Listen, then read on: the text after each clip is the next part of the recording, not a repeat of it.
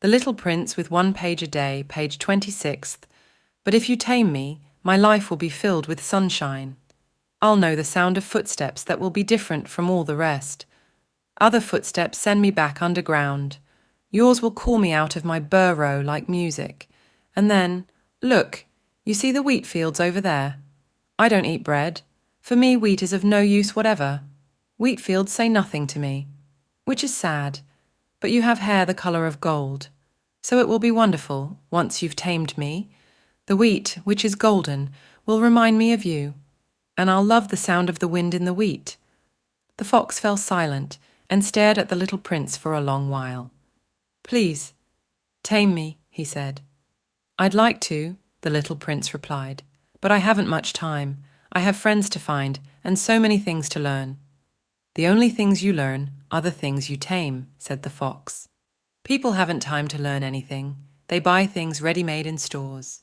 But since there are no stores where you can buy friends, people no longer have friends. If you want a friend, tame me. What do I have to do? Asked the little prince. You have to be very patient, the fox answered.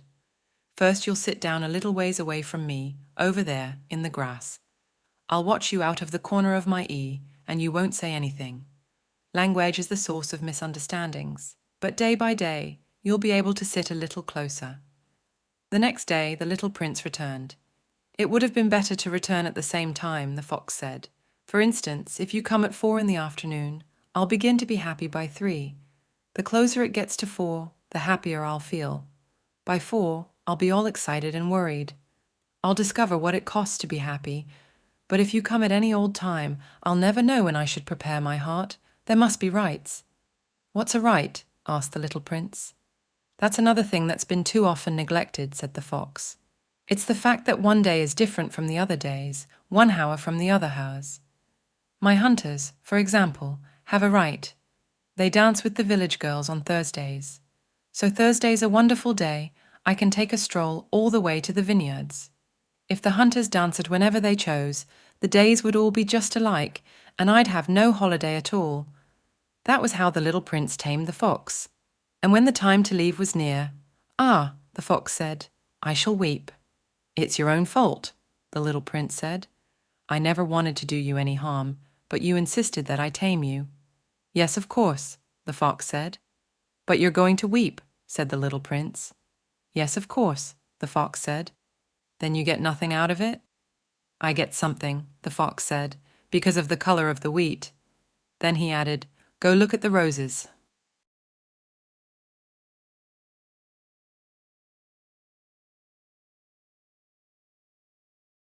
The Little Prince with 1 page a day, page 27th. Again, you'll understand that yours is the only rose in all the world. Then come back to say goodbye, and I'll make you the gift of a secret. The little prince went to look at the roses again. "You're not at all like my rose. You're nothing at all yet," he told them. "No one has tamed you, and you haven't tamed anyone. You're the way my fox was. He was just a fox, like 100,000 others.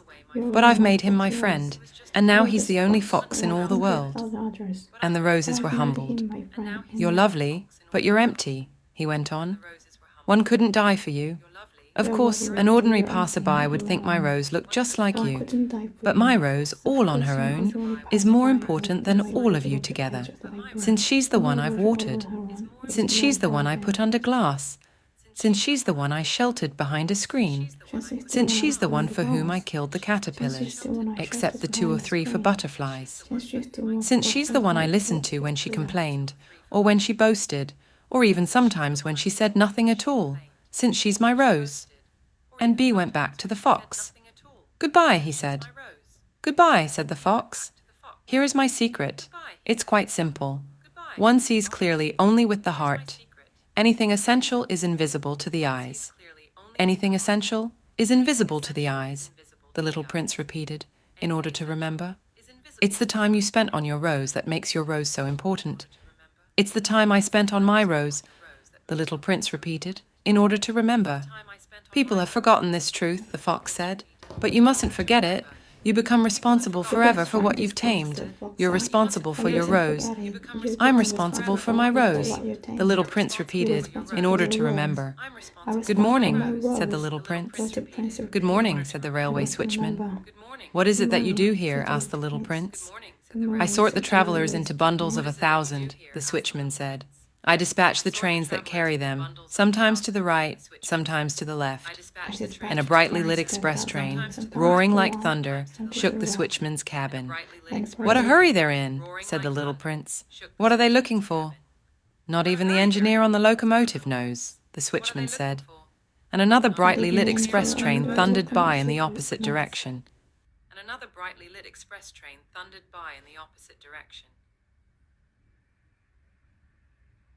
The Little Prince with 1 page a day, page 28. Are they coming back already? Asked the little prince.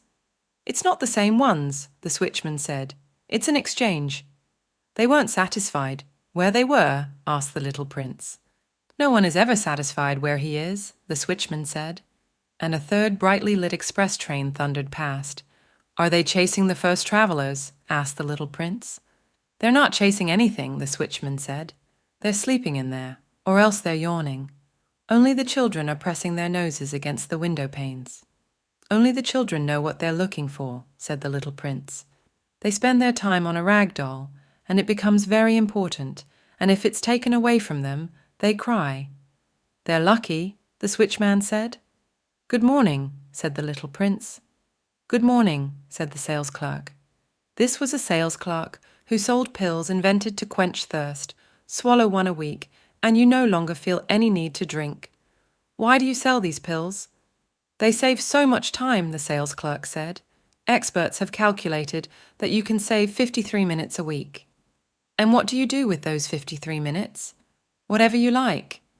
If I had 53 minutes to spend as I liked, the little prince said to himself, I'd walk very slowly toward a water fountain. It was now the 8th day since my crash landing in the desert, and I'd listened to the story about the sales clerk as I was drinking the last drop of my water supply. Ah, I said to the little prince, your memories are very pleasant, but I haven't yet repaired my plane. I have nothing left to drink, and I, too, would be glad to walk very slowly toward a water fountain.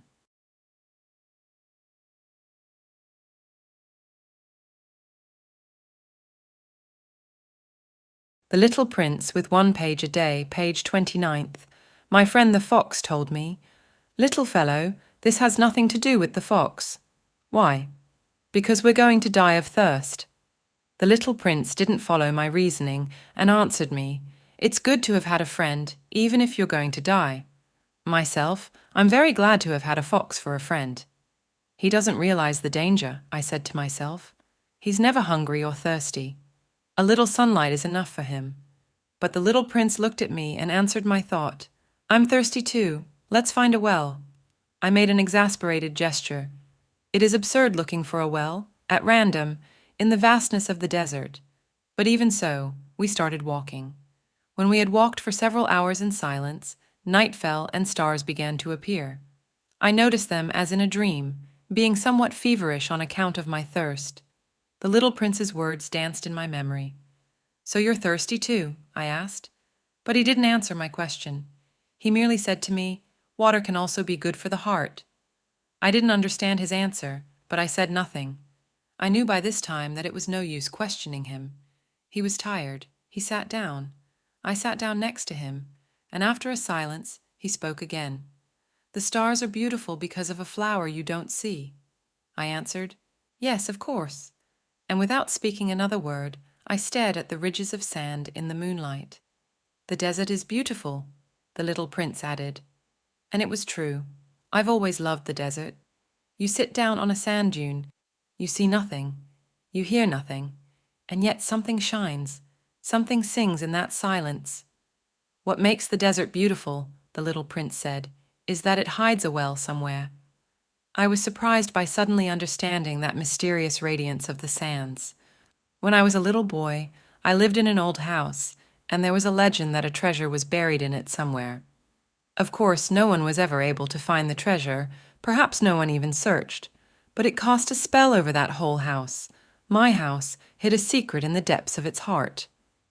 Yes, I said to the little prince, whether it's a house or the stars or the desert, what makes them beautiful is invisible. I'm glad, he said, you agree with my fox.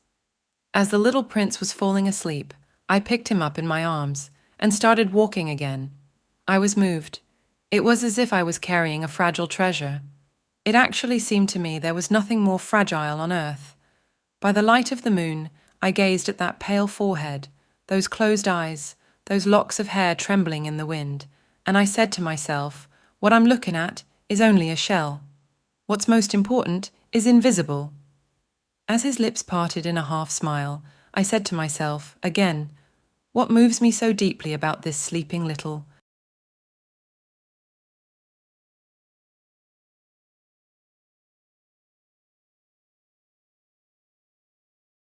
The Little Prince with 1 page a day, page 30th. Prince is his loyalty to a flower, the image of a rose shining within him like the flame within a lamp, even when he's asleep. And I realized he was even more fragile than I had thought. Lamps must be protected. A gust of wind can blow them out. And walking on like that, I found the well at daybreak. The little prince said, people start out in express trains, but they no longer know what they're looking for. Then they get all excited and rush around in circles. And he added, it's not worth the trouble. The well we had come to was not at all like the wells of the Sahara. The wells of the Sahara are no more than holes dug in the sand. This one looked more like a village well. But there was no village here, and I thought I was dreaming. It's strange, I said to the little prince. Everything is ready, the pulley, the bucket, and the rope. He laughed, grasped the rope, and set the pulley working. And the pulley groaned the way an old weather vane groans when the wind has been asleep a long time. Hear that? Said the little prince. We've awakened this well, and it's singing. I didn't want him to tire himself out. Let me do that, I said to him. It's too heavy for you. Slowly I hoisted the bucket to the edge of the well. I set it down with great care. The song of the pulley continued in my ears, and I saw the sun glisten on the still trembling water. I'm thirsty for that water, said the little prince. Let me drink some. And I understood what he'd been looking for. I raised the bucket to his lips. He drank, eyes closed. It was as sweet as a feast. That water was more than merely a drink. It was born of our walk beneath the stars, of the song of the pulley, of the effort of my arms. It did the heart good, like a present. When I was a little boy, the Christmas tree lights, the music of midnight mass, the tenderness of people's smiles made up in the same way the whole radiance of the Christmas present I received. People where you live, the little prince said, grow 5,000 roses in one garden, yet they don't find what they're looking for. They don't find it, I answered, and yet what they're looking for could be found in a single rose or a little water. Of course, I answered. And the little prince added, but eyes are blind. You have to look with the heart. I had drunk the water. I could breathe easy now. The sand at daybreak is honey-colored. And that color was making me happy too. Why then did I also feel so sad?